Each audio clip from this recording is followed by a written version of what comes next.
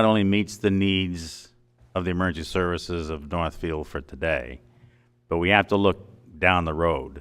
And unfortunately, small communities are facing the issues of staffing and volunteering. I will admit, Northfield has a phenomenal EMS and fire department.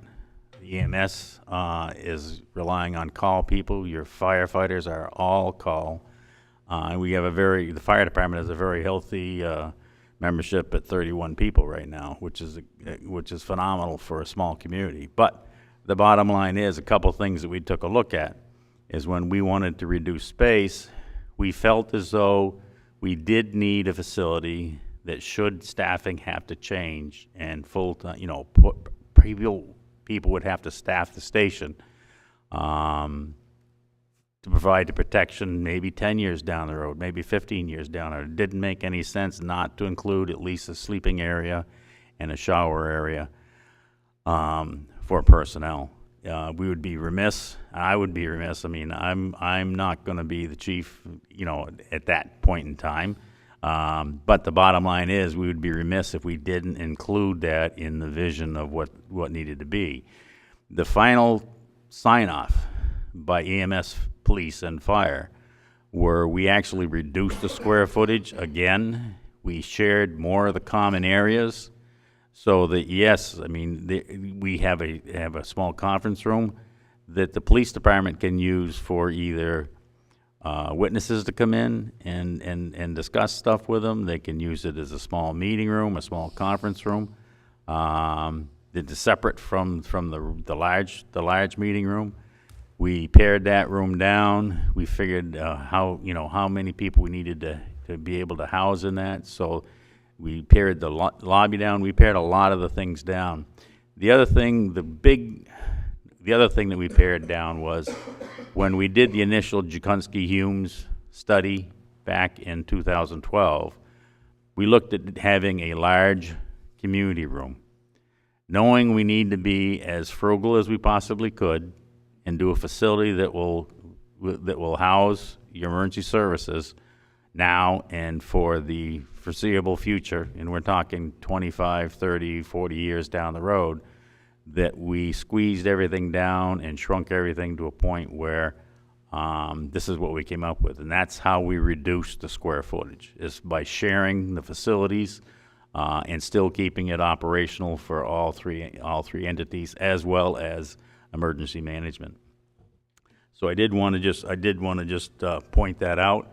The other thing that John touched on is I probably was the one that was pushed for the drive-through bays or the ability to have apparatus exit without having to jockey equipment around.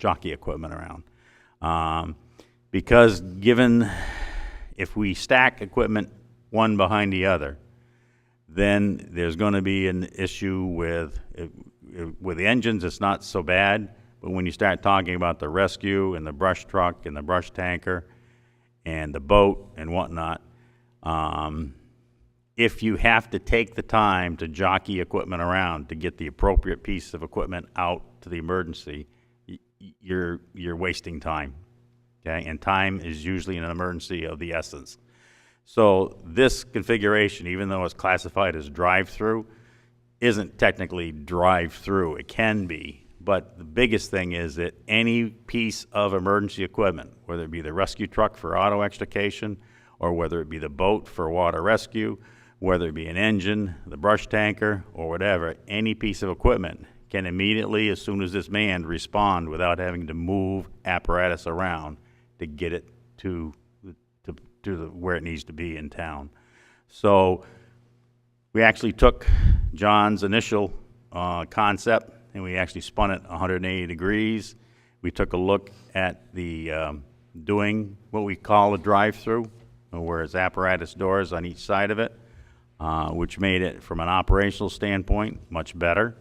It didn't add anything to the facility, as far as space-wise. It just gave the fire department and EMS better access to their apparatus. The other change we made is if John can point out, because of the equipment and the decontamination part of what we were trying to do, we actually moved our SCBA, self-contained breathing apparatus area, our decontamination area and whatnot, and put it on the far end of the apparatus bay. So any of the contaminants, whether it be fire, police, or EMS, they can decontaminate on the opposite side of the meeting and housing and whatnot areas of the building. So you will not be bringing any contaminants whatsoever back into the main part of the building. They'll all be outside and on the opposite side of the apparatus, and that's all accessible. So between sharing facilities, we were able to pare it down to the point where we're at right now. And like I said, it will serve the town very, very well now and in the long-term future. So the other thing that people don't probably know, when we have a bad storm, like a snowstorm or a blizzard or high wind warnings where we have a lot of power down and power outages and whatnot, because it takes longer in a storm situation for first responders to get to the station, whether it be fire or EMS, we have in the past manned the station with both EMS and fire during those emergencies to cut down, number one, to cut down our response time and make sure we can get out to the issues as they arise. We have no sleeping quarters. We have no place that you can bunk out, even one or two people. We put our chairs together and make a platform where we can catch a few Z's. We've been known to lay across the front seat of the apparatus to try to get some rest. This would, at least for the time being, give us an area that we could actually have some staff and they could bunk in and still be in very close proximity to the apparatus. But looking down the road and down in the future, if we needed full-time personnel to staff, especially like during the daytime, or if we even needed to do a round-the-clock night shift, I'm talking 20, 30 years down the road, that is already part of this facility. We have felt we had to build that in. Thank you. One final statistic, the overall area of this building, first floor is about 17,800, 17,700. In looking at the existing police, fire, and EMS areas, they total to be about 8,000 square feet. So this building itself is a little over 2 times the area of the existing facility. If you've been to the existing facilities, you wouldn't begrudge them twice the amount of space. Thank you. Okay. Next slide. And Skip, I'm just going to jump onto a couple of points that I remember from what you've said prior. Sure. So we're currently at least I think this is true for EMS as well, is in terms of vehicles, we're currently constrained by the current facility in terms of what is actually, if you look at your capital plan in the future, there are certain types of vehicles, there are, and as well as water storage on the vehicles that cannot be done or purchased because of the current size of the building. So obviously, that's been taken care of in this concept as well, right? It doesn't. Yes, that's correct. Okay. We are able to carry 1,000 gallons of water on our 2 frontline engines. We can't go with any more because it would require us to take the vehicle and it'd have to be raised a little bit higher. We only have 9.5-foot doors down back, and we are limited to the length of the vehicle. So if we wanted to do a tanker to better cover our rural areas, we'd be looking at having our engines, carry at least 1,250 or 1,500 gallons of water. We're unable to do that now.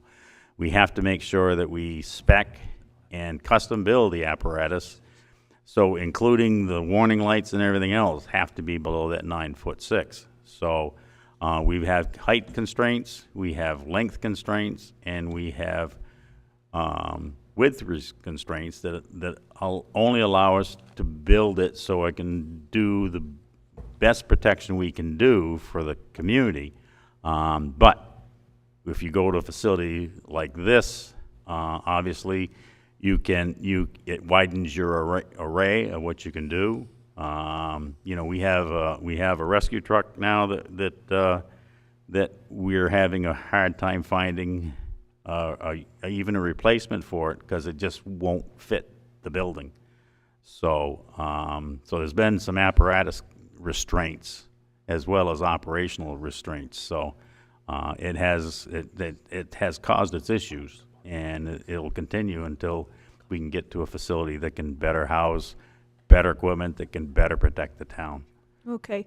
And then one other point that I remember on the police side is we are not building, looking at John, and I'm going to turn to you next, and John Hall, you're not building anything in terms of containing prisoners. You're not building cells or anything like that. That was one of your priorities. Do you want to speak to that a little bit, just to, because I think that also speaks to the policing needs and the focus on victims and witnesses. Yes. Did you build the UMass facility? Yes. Yes. So I'm coming from UMass, and they actually built UMass. And I think when you build new, sometimes there was a jokes about it at the last meeting that we had about having a hot tub and a spa and everything. That's not what we're looking for. We're just looking for the essentials. And the big thing to me is to make sure that it has a good flow to the police department, that the stuff that you need is there, because in the future, you're going to need that stuff, and you have to be able to expand there. So which refers to booking, the booking room. We don't need cells at Northfield at the present time. We utilize Franklin County Sheriff's Department to bring our prisoners there. There's added liability in keeping prisoners, so worst case scenario, we have a protective custody, but even then, we'd like to bring them to the hospital as opposed to have the liability to keep them at the police station, because normally we only have one officer on at a time.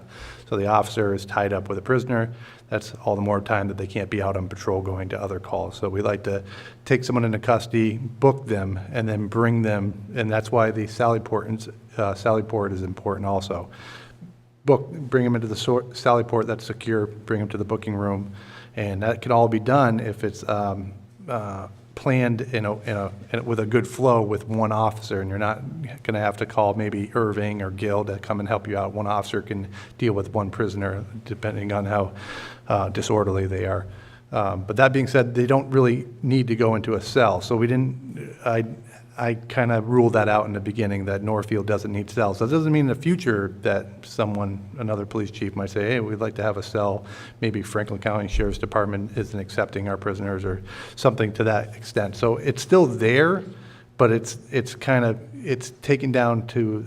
You want to go back a slide and just point out where that is? So it has Yeah. the capability, but what you were saying is you're not hardening in terms of, it would need to be hardened in terms of materials? Exactly. Okay. So you have room to expand it in the future, but it's not necessary now. And that's just to have one cell. So normally, if you build a police department, you have multiple cells. You have the male and female sides, and maybe a juvenile section. But we didn't need all that. That was a huge cut in our square footage by cutting out those type of things, which I know that they're appealing for police officers to have that. It's great to have all that, but it's really not necessary, and it's not worth it, in my opinion, the amount of money that it would cost the community. And then one other small point that I found really fascinating was that the materials that you would use in hardening a cell would actually affect sound quality in the other parts of the work areas, as well as potentially interview rooms, because of the type of material. Yes, that's probably going to have to be, we'll have to have some discussion, but my personal opinion on it is that a lot of the cells and detention areas I've been into that are cement blocked or concrete or something of that nature, the acoustics are too much. You can't hear anything. So a lot of times we have video cameras in that area and we pick up evidence. So if we're booking someone may give us evidence, and it's tough to hear what they're saying. So, and at the same time, we're not taking in a lot of people that we're all that worried about, like tunneling out of our prison, because we're only having for an hour or two. So it doesn't have to be built like Fort Knox. It can be just a regular drywall type of wall or something like that. So you don't have to put all that money into like the jail cell that you've seen on TV, where it's all cement and you can barely hear anything. I've had personal interviews in interview rooms that I couldn't even use the interview because during the interrogation, after I listened to the video, it was, you couldn't hear anything because the room was just too escape-proof. But I don't think we really need that in Northfield. Okay, and then, Mark, from EMS, I know you already have people sleeping overnight in your building. So are there other things that you want to point out about this design from an EMS standpoint? Yeah, thank you. Can you hear me? I prefer not, but thank you. Is that working, or do you want? Yeah, he turned it up. Yeah, Okay. there we go. Hear me now? Yep. Okay.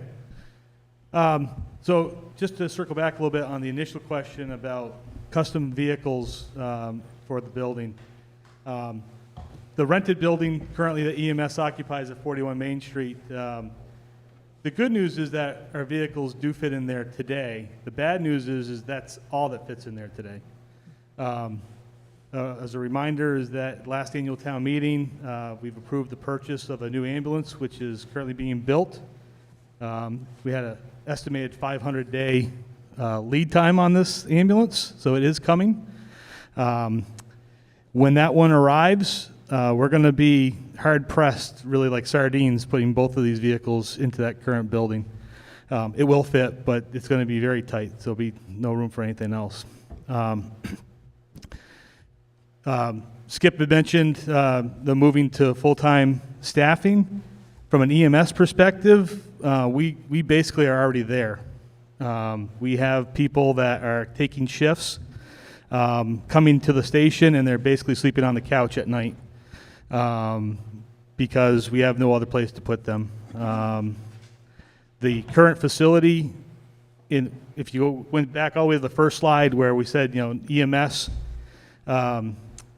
started to rent the space in 2012. That was the result of, as Skip was mentioning, the sparring of the cement coming off the ceiling.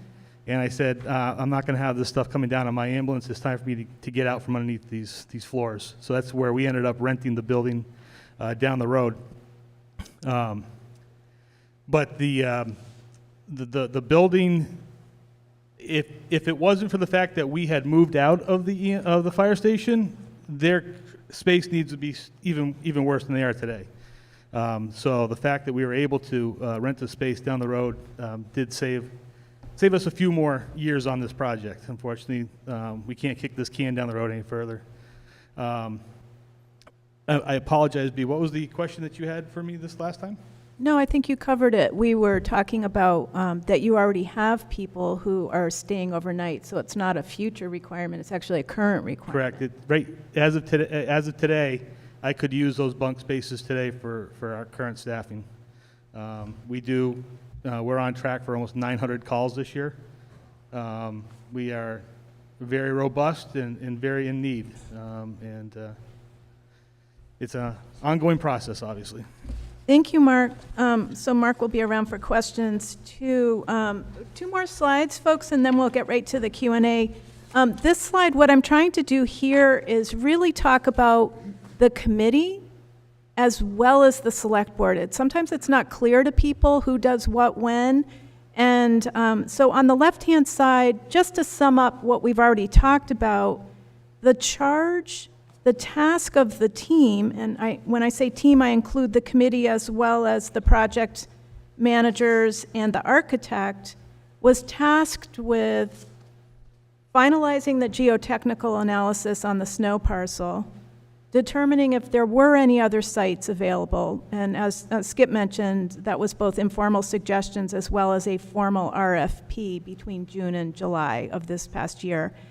And also that each chief would sign off on their space needs being met, so individually as well as together. And also, as Skip mentioned, the conceptual design was a process over the last few months of using 3 to 4 versions with the architect to consider many different factors, including the wetlands, the fire trucks, as Skip has so beautifully described. I always think of drive, when somebody says drive-through, I think we all think of like, okay, I'm getting my coffee yet. Dunkin' Donuts, and that's not the case. This is just really about making sure that you can get the appropriate vehicle out with no delays, not having to move like the rest of us in the winter, like, honey, you got to move the car so I can get my car out type thing. Also, really, it was, I think, a task and something that I looked at closely. I'm not on the committee, but I attended most of the committee meetings as well as the geotechnical investigations. Both Skip and I were on site. And so what Skip has been tasked with is periodically not just handling the committee and all of the tasks with the project manager and the architect, but coming to the select board on a regular basis to update us as well as the public on what's going on. So their meetings are public, the select board meetings are public, and basically at these key points, for example, this presentation of the conceptual design was done at the committee meeting back on August 31st, as well as at the select board on September 20th. So this is the third time we're actually looking at the concept. And what I wanted to point out on the right-hand side is that the select board is responsible for reviewing and approving recommendations from the committee, as well as any committee, plus approving contracts. So the committee might make a recommendation, but the select board is the board that ends up signing the contract, actually approving it, reviewing it, and signing, negotiating as needed. So in this case, when you look at the bottom in the italicized text, what I wanted to point out is, especially coming out of the last town meeting in May, since then, what I'm saying here is that the committee has fulfilled all of those steps and tasks. The select board, and they presented their recommendation to the select board on September 20th. The select board voted to accept the recommendation for the site and the concept at its September 20th meeting. So this effectively concludes what has been called phase 1, for those of you who've been following this process closely, and starts phase 2. We wanted to have a clear distinction between those tasks that came out of the town meeting and the ones that lead us to the next town meeting. So we're calling that next phase 2. So in the past year, in parallel to a lot of the committee work, the select board has been responsible for all the contracts associated with the consultants, the project manager, the architect, also the appraiser. So the parcel was appraised formally, real estate negotiations, and the creation of warrant articles going into the town meeting. Per the town meeting, the snow parcel is to be paid for from the cell tower easement revenue fund, which is $170,000. So that is money that's specifically set aside and comes from our from the cell tower's use of that particular site. Is it at the transfer station? It's the sale of the permanent easement for this site at the transfer station. Okay. Thank you. In terms of real estate, the purchase and sale agreement for the snow parcel was signed on October 4th at the select board meeting. There are, FYI, additional real estate steps coming up. October 19th, this was a new one for me, there is a publishing of the determination of uniqueness, which Andrea can help me with this one. That is a state requirement, and the land, because there were not multiple bids on the land, the transparency of the sale must be recorded in a state register, so that becomes public. Not only as it normally would at the county or local level, it also becomes a public document at the state level. Did I describe that enough? Yeah, at the central register, where all bids, it's a procurement issue. All bids have to be published, and therefore all the follow-up to bids. And because there was no bid, we didn't get any, we have to publish the results anyway, which in this case is a determination that it's unique. Okay. And then on October 27th, The planning board, which is a separate board from the select board and elected, reviews the ANR, which is short for approval not required. And that is the formal step that creates 2 lots or plots where there was 1. So there will now be 2 lots. One is the Snows property, going up to the golf course, obviously, and the second lot will now be the town's. And then on November 30th, we actually do a closing. So leading into phase 2, really the goals between now and next town meeting would be taking the concept and developing actual design details so that costs can be estimated, and then any kind of approval. This is where a lot of people have asked questions over the last few months, seeking approvals. This is where the Conservation Commission, the Planning Board, and other bodies will be involved in phase 2. So we can just go on to the second slide, and then Tony, you can just walk us through, this will be the last one before the Q&A, but just walk us through from a project schedule standpoint, the milestones between now and next spring. Sure, thank you. You did a good job hitting on the permitting and the planning aspect of it. So what you see here, many of the items that we've checked off that we've completed through site selection in phase 1 have been collapsed. So if you look at the numbers on the far left-hand side, you no longer kind of go in order. 11 jumps to 7 to the 20s. Can't really read those, can you? But anyways, we've compressed some of those and we've completed a lot of the items with phase 1 being done, the site work being done that we talked about, hiring the architect and getting through our proof of concept. And now, really, before we can get to planning, zoning, those types of permitting activities, you need a much greater set of drawings. Even though we're able to point out where the wetlands are and where the boundaries are and where the buffers are, we need now to be able to provide actual calculations on drainage. We're creating impervious area with parking lots and buildings. That flow needs to be captured. We need to be able to talk about pre-construction runoff versus post-construction. And we need to make sure that we're balancing the site. With Main Street, it actually falls under Mass DOT.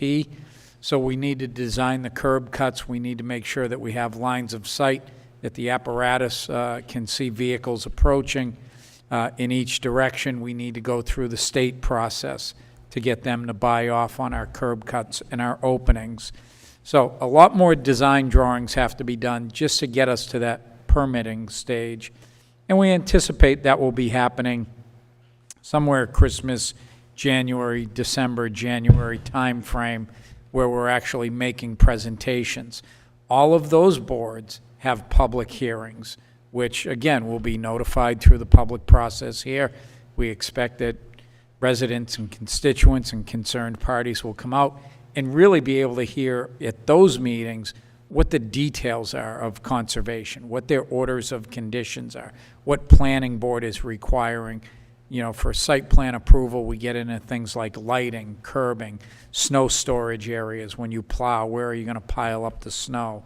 All of those nitty-gritty details get presented to each of those boards for their review and approval, and there's oftentimes hearings that go along with that. Once we get their criteria, then we can actually move into construction documents and construction bid documents. That's another couple-month process for the architect to take all of the requirements from the town boards, committees, hearings, planning board, everybody. Now we put those into working drawings that we'll actually build from. With that done in a couple of months, we expect somewhere in February 2023 to be able to embark on a bid process, which in the state we have, as Andrea mentioned, very stringent procurement processes. I won't get into the chapters and the laws that dictate those, but that's about an 8-week process to get through a public bid procurement. We have site meetings and hearings and open bid process. We get sub-bids in first and then general bidders. There's a whole process, all of which is done under public scrutiny and transparency to bring the best number that we can to the town All of that moving forward with a successful town meeting and a successful bid in April, we'd be able to start shortly after April with groundbreaking, tree clearing, and construction taking 12 to 15 months. Generally, if we get started in the spring, we certainly want the building closed in for that winter of 2023, so we're able to work inside during the winter months and have the building completed. So, Okay. there you go. All right, thank you. And so noted on here, we have discussed having a special town meeting as opposed to combining it all into the annual town meeting and making it super duper long. What we talked about was having a special town meeting in April 2023 so that we could redo this public forum at that point in time, as well as do the special town meeting and just focus in on this huge topic, because we're sure, even with this group here tonight, I wanted to remind people that we are filming this, and this is on Facebook Live, as well as on BNC TV. The Comcast channel, I think, is 17. So we're going to turn to Q&A, and what I would ask is just come down to the microphone, lean into that microphone, and state your name and your location in Northfield, just so that we have that for the record. And, yes. And I just want to just do one other thing before we get into the Q&A. Sure thing. If you're all set. Go ahead. Okay. Couple of things. I've heard people have gotten the opinion and the idea that the acquisition and the vote that was taken at the town meeting, that this was a sure thing. In all honesty, with all the testing and whatnot that you see that we have done since the town meeting, it shows that this is a viable parcel for recreation as well as the facility. The facility is going to take up about 10% or less of the property. The rest of the property that has been utilized for recreation is going to continue to be able to be utilized for recreation. And the Correct. second, Yeah, thank you. And as we pointed out on one of the maps, I Yeah. found the overhead map really helpful because it shows now that most of the wetlands in that area are now on town-owned property. So there were Correct. some conservation and other recreation goals, thanks, that Yep. were addressed in the open space recreation plan that we do every 7 years for the town. So we rely quite heavily on that document that was done by the Open Space Committee. and the other thing is I wish that there were a lot more people here tonight. I'm a little disappointed in the showing. That's but the okay, other- we're on TV, Well, and we're gonna, I yeah. understand. But the other thing I want to make known is we have had input from citizens. We've had input from neighbors, and we have reacted to that and tried to either address the issues or make some changes, and which we have done. So we encourage input from you folks. I mean, this is a town project. This is a town entity. It's there to help protect the whole town. So if anybody has any questions, any concerns, this is the time they need to be brought forward. So I just want to make sure that we Yeah. are as open as we possibly can and show, and explain what we have done up to this process and where we are potentially headed. Yeah, Thank you. Thank you, Skip. And I just want to say a thank you to the committee, too, for all your work. I know based on feedback from a few people, you guys changed your meeting times to evenings so that you could accommodate more public feedback. And a lot of the feedback during the concept development was really helpful. I know, for example, the parking lots were tightened and made smaller so that there was more of a buffer between, with the neighbor to the south.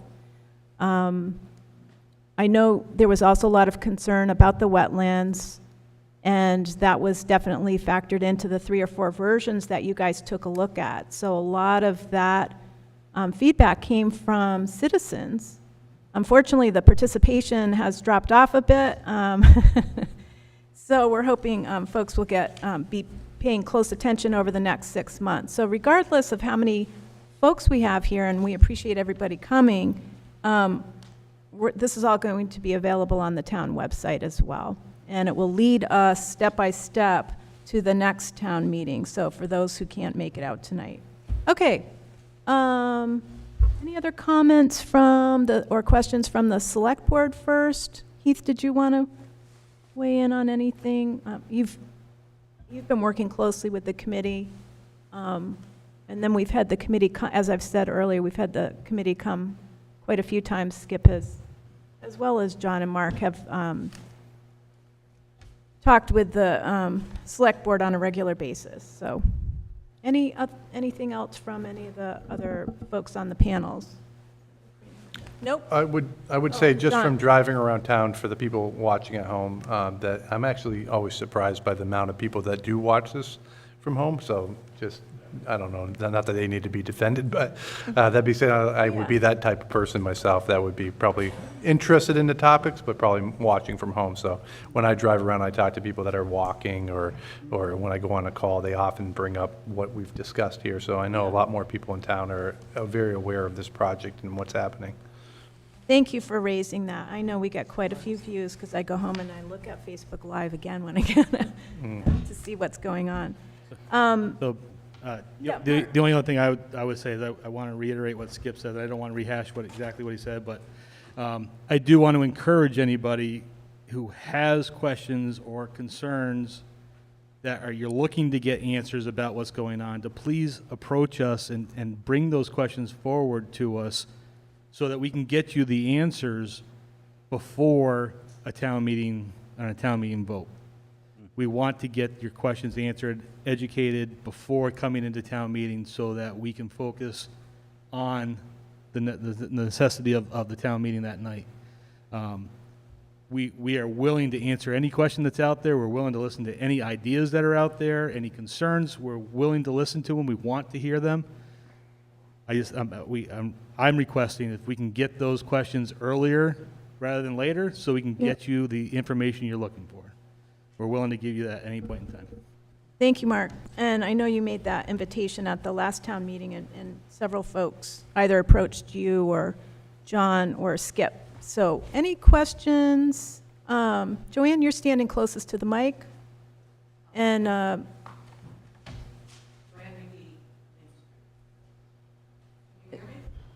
is that on? He'll turn it up. He'll turn it up for you.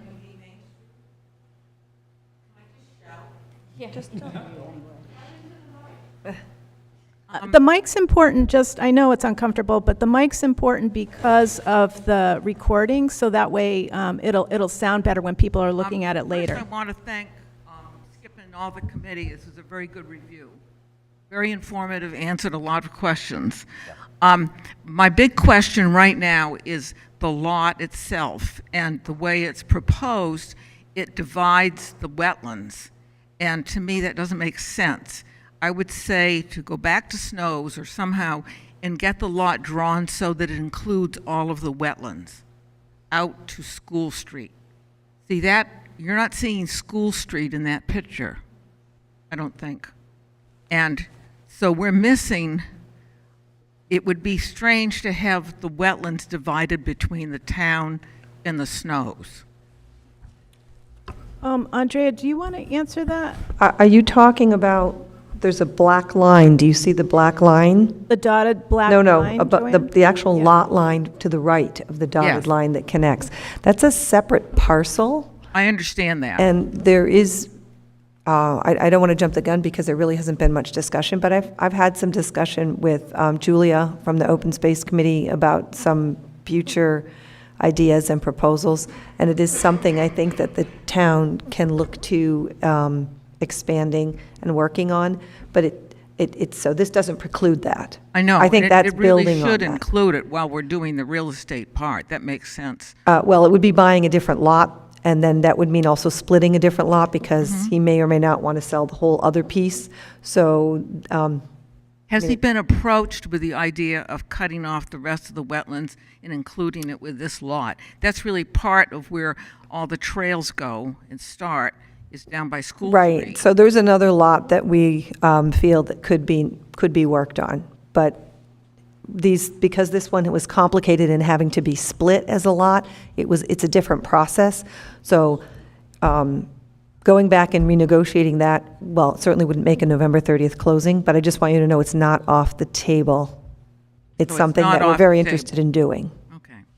My other question is, I wonder if you're going to be putting solar panels on the roof, which makes sense. I think a lot of people will be concerned with that, about putting solar on the roof of the facility. Let the developers speak to that. We will be looking at many different green alternatives and energy consumption alternatives throughout the design of the building. We don't have that particularly nailed down yet. As I said, we're in very early concept phase, but we'll be looking at many different alternative materials, solar hot water heaters, and whatever else may be available for the project.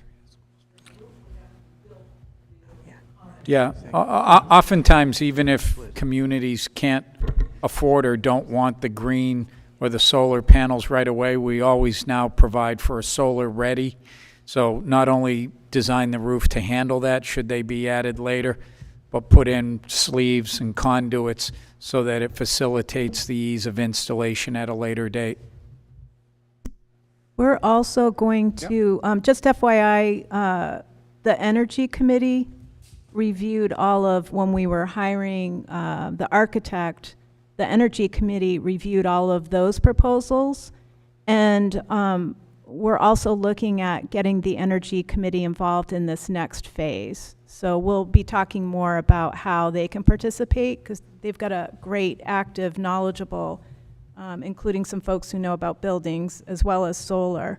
So the Energy Committee, I view them as a critical participant in this next phase, just FYI. The only other piece that I would add to that is that we obviously are going to have to build this building for the future. One of the things of the future when it comes to emergency vehicles is electric vehicles. So we're going to have to be looking at a sustainable way of being able to energize and utilize our vehicles even in a power outage as well. So I think that the solar question will definitely come into question when we get to that point. Great, thank you. Ted, did you have a question?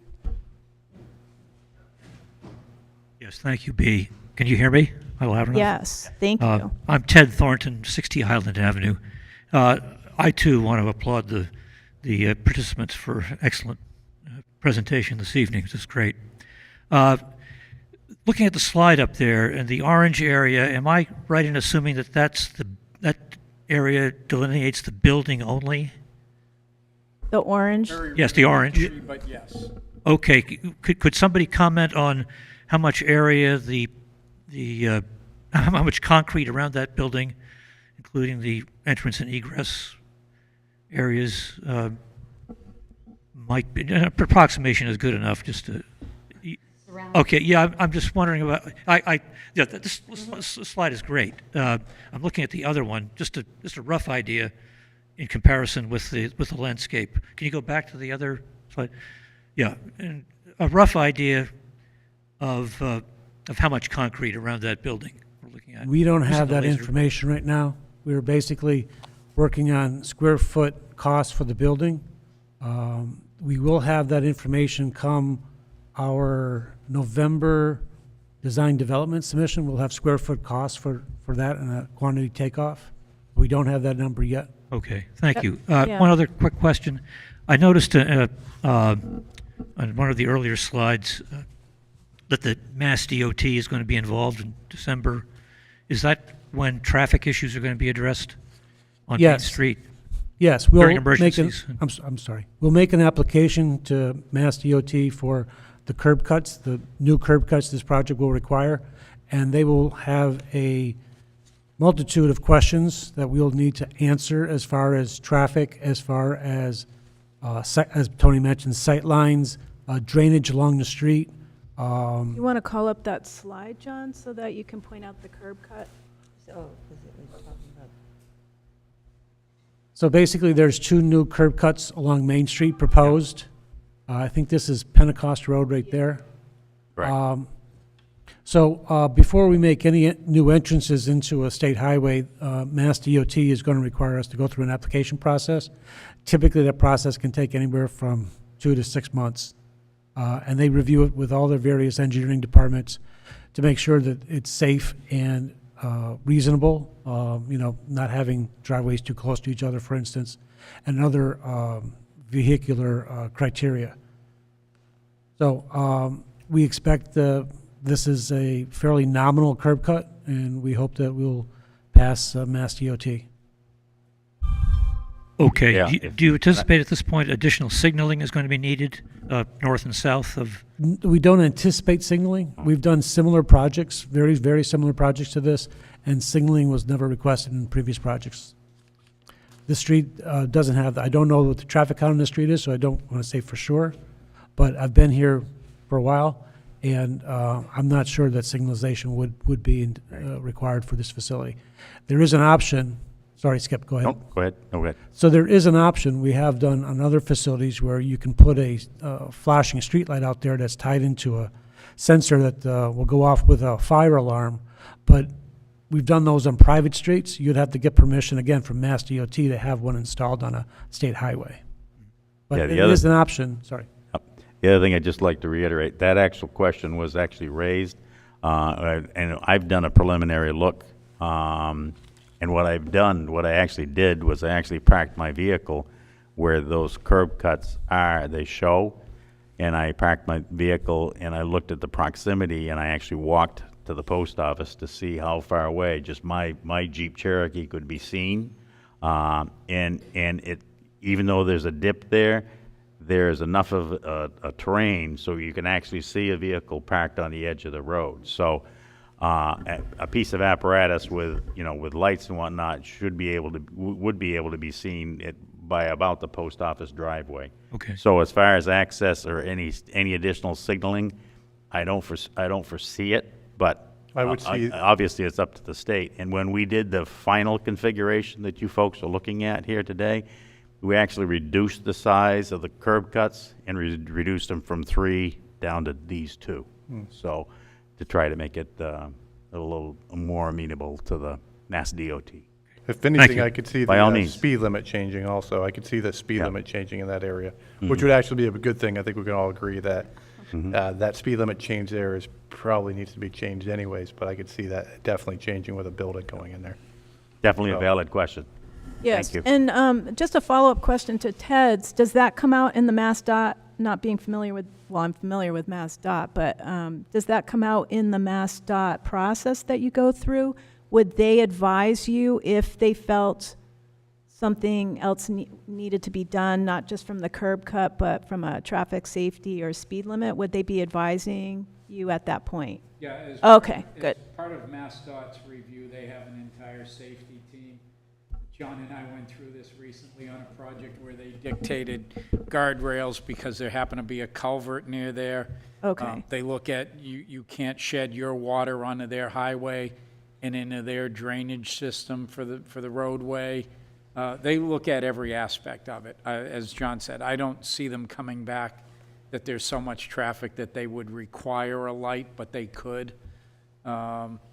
We will definitely have signs, a couple 100 feet in each direction, just like you have now, the little fire truck sign to warn people that there's, apparatus Right. coming out ahead, but Okay, and much of that will come out of their review. that's great, because I think that should be inspiration and motivation for going to the committee meetings, right? Because as you go through each process, one, that process itself would be public, but 2, you would be reporting back to the committee on what had transpired with MassDOT and what they were requiring or suggesting, right? Absolutely. Okay, good. Anything that's going to require changes and modifications of the drawings, details being added to the Yeah. drawing, we're going to report back to the committee. Okay, so lots of good details coming out in phase 2. That's what I keep telling people.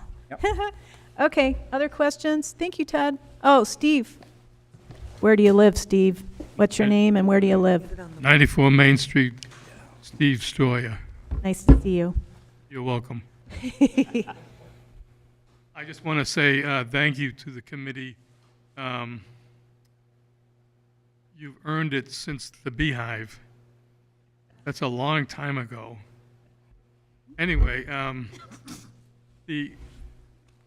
this discussion about the rec commission being involved on the property and whatever, is this viewed as a community building, quote unquote?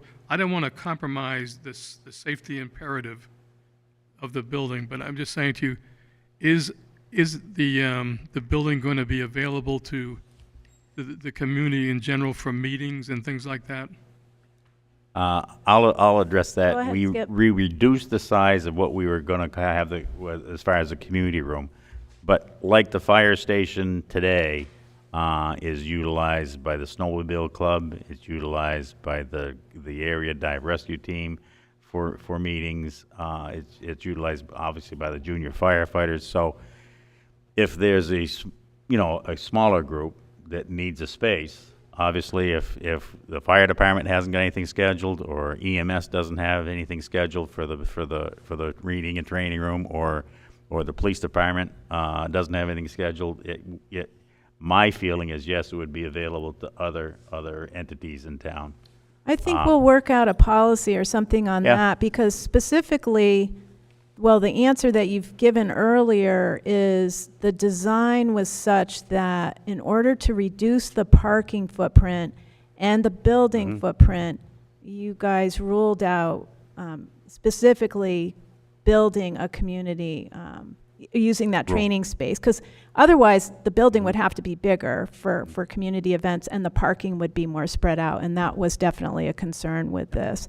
So on a side note, with the old fire station, we're looking at getting some grant support for looking at possible future uses. Should this proceed and voters approve it, we would be looking in parallel at what we could do with the old fire station. And lots of ideas on that, so stay tuned. Thank you. Yeah, thank you, Steve. I would also add that the police department, for example, would expand some space also, just for the senior center. And we also, Oh, good point. the fire department and also the police department run community type of events, like things that we haven't done in the past, but we're looking to do in the future, like a Citizens Police Academy or a Youth Adventure Academy. That would be a public type activity that's actually collaborated with the police, but it's also for the So public. all that vast amount of space that you have in the basement there will be up for grabs in the town hall. Yeah, the Okay. 200 square feet. Okay, It's already been fought over. yeah. Not that we don't like having you down there, but we would be interested in your space. Okay. Any other questions? Pam, I see you. Do you have any questions? Oh, Bernie. Reduce the parking on that side of the building also. No. Oh, Bernie, Bernie Boudreau, did you have your hand up? Microphone? Mary? I don't think it's going to reach. You might have to stand up. I'll just. Yeah, thank you. And then Pam. Played with the cord. Yeah, Bernie Boudreau, Select Board, Old Wendell Road. With reuse of the old fire station, is there any environmental things like asbestos or that's going to probably, preclude us being able to use that building? Well, just to speak, I don't know what you know, but we are having an assessment done. We're starting with the Regional Council of Governments and a DLTA grant for them to start the preliminary background work to look at the site, and then hopefully using that material to go into a one-stop grant in May. If this is approved in April, the timing works out that way. If this is approved, then in May we would be applying for a grant that would give us further study into possibilities for design, engineering, and what other kinds of things the building might be used for. So the Regional Council of Governments is starting this sort of phase one, and they do a Brownsfield phase one assessment as part of the process. So they will be doing the initial exploration on that. Okay, one other quick question. These are questions that I was asked by citizens. I told them that we have environmental consultants and we did those, the site assessment. Is there any future things we have to do with the DEP or anything something like that, or do we just file what we have from those environmental consultants? Is there anything further we You have? want to Well, talk to that, Tony, about sure. what you take into the Conservation Commission and other bodies? Is that what you're asking about, Bernie? Yeah, like I said, Right. these were questions I was asked, by citizens Yeah, who weren't thank going you. to be able to make this Thank you meeting, for so I raising wanted to those. Bring it up. Yes, so through Conservation Commission and Planning Board, we'll be looking at every aspect, as I indicated, from amount of storm drainage, impervious area, amount of light pollution, are we using downward lighting, we're not casting light all over the place. All of those reports that are developed through either electrical engineer, civil engineering, all get passed through the various boards. They all become part of the public record, and those boards and commissions will tell us how to deal with it or whether it meets their acceptable criteria. Now, oftentimes, they will issue an order of conditions, and that order of conditions might be certain protective actions taken during construction, leading up to how it is ultimately turned over. So they're going to review erosion control during construction, minimize construction runoff, where waste goes, where topsoil goes, where are your tree stumps going, if you're stumping the site. Every aspect of both the construction and the finished product will be reviewed, and it all becomes public information. Okay, thank you very much. Yep. Thank you, Bernie. I think the short answer, because I kept saying it at one of the committee meetings or select board meetings, so at the risk of repeating myself, many of the questions that people have will get answered in phase 2, because that's where all the details come out. Like light, noise, Conservation Commission, Planning Board, et cetera. A lot of those questions came up in phase 1, but they can't really be answered without more details, which come in phase 2, and when you actually go for the public presentations at those boards.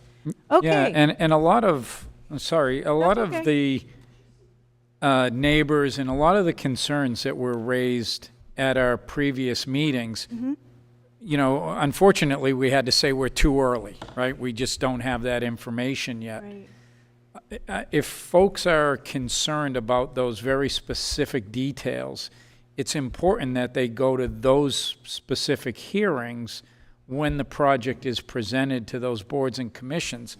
Because by the time we get to, a building committee update or a select board update, we hope to get there and say, we've already had that hearing, here's what the summary is. Right, and here are the it's done. results that came out of it. We're Exactly. not going to get into maybe that extreme level of detailing questions at the building committee level or at the select board meeting, other than to say, yes, all of our documents are going to be thank presented, you. and we're on a Yeah. hearing board on such and such a date. Excellent point. Really, for certain, you're absolutely right, and thank you for raising that. Because you guys have answered a lot of questions. I think the key thing is, if there's a particular area that you're worried about, is making sure those concerns get addressed by the board that actually has responsibility for them. And sometimes people get confused over, okay, environmental, wetlands, and most people know that's the Conservation Commission. So all of those meetings, just like any other public body, would be posted on the town website. So you're absolutely right. Thank you. Hi, Pam. And just, Evening. Pam Eldridge, 111 Main Street. I just wanted to reiterate my thanks to the committee, everyone who's worked on the project. Most of the people here know that I've tried to participate by Zoom since the spring. I've watched the boring apparatus in the back of the library. I've paid attention to what's going on. But I am particularly thankful that my little individual concerns have been addressed in some of these changes. The location of the building, how it's sited, the movement down for the parking and a little buffer zone for our new neighbors that just bought the Shepherd's house. All of those concerns have been listened to, and I'm just one person, and I'm extremely thankful that my little voice has been heard, including the buffer zone, which I was very concerned about. So as skeptic to this project as it began, I'm a convert to accepting it and welcoming it to the neighborhood, and hopefully the changes will continue and will be honor townspeople's needs and wishes. But I'm really thankful. You've worked very, very hard. So thank you very much. Thank you, Pam. Thank you. And thank you for being such a diligent participant, too. We do appreciate your input and everyone's input. Okay, I'm going to entertain a motion to adjourn from the Select Board. So moved. Do I have a second? Second from Bernie. All those in favor? Aye. Skip, you want to close out your meeting as Okay, well? I'll entertain a motion to close out the Emergency Services Building Committee meeting tonight. Do I hear a motion? So moved from Heath. All those in, any discussion? If not, all those in favor? Opposed? Motion's carried. Thank you very much, everybody. Thank you for the loan. Oh, yes, indeed. No problem. Need my notes. Thank you.